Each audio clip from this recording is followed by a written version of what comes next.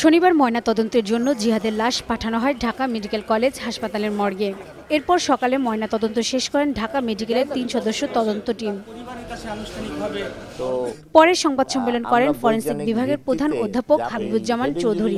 সে সময় তিনি জানান, মাথায় গুরুতর আঘাত পেয়ে এবং পানিতে ডুবে তার মৃত্যু হয়েছে। বাচ্চা পড়ে যাওয়ার 2 ঘন্টার ভিতরেই মারা গেছে।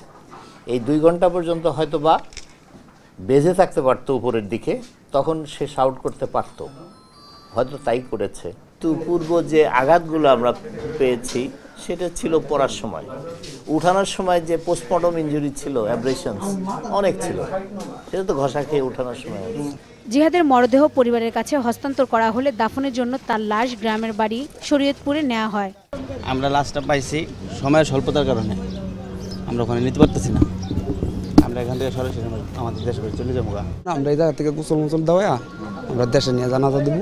এ ঘটনায় জিহাদের বাবা নাসির ফকির শাহজাহানপুর থানায় জেআরসি ঠিকাদারি প্রতিষ্ঠানের স্বত্বাধিকারী আব্দুল সালাম ও রেলওয়ে প্রকৌশলী জাহাঙ্গীর আলম সহ 7-8 জনের বিরুদ্ধে মামলা দায়ের করেন। মোহাম্মদ আব্দুল সালাম থানায় এসে এজাহার দায়ের করলে 2 জন আসামিকে এজাহার দায়ের করেন। মোহাম্মদ আব্দুল সালাম 57 এবং মোহাম্মদ জাহাঙ্গীর আলম এদের বিরুদ্ধে মামলা দায়ের করলে শাহজাহানপুর থানা মামলা নম্বর 21, তারিখ হলো 27/12/2014, ধারা হলো 304-এর ক। অভিযোগটি কি ছিল?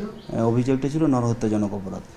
এদিকে স্বরাষ্ট্র প্রতিমন্ত্রীর পদত্যাগ চেয়ে জাতীয় প্রেস ক্লাবের সামনে মানববন্ধন করেছেন আমাদের সংঘ নামে একটি সংগঠন। অপরদিকে শাহজাহানপুর রেলওয়ে কলোনির ভেতরে এই ঘটনায় এখনও ক্ষুব্ধ এলাকাবাসী। দুর্ঘটনা কবলিত পাইপের পাশে চলছে ওয়াসার আরও একটি কাজ। এই ঘটনার পর ওয়াসার লোকজন চলে গেলেও বন্ধ ঘোষণা করা হয়নি ওই নির্মাণ কাজের, ফলে আবারও দুর্ঘটনার আশঙ্কা রয়েছে এলাকাবাসী।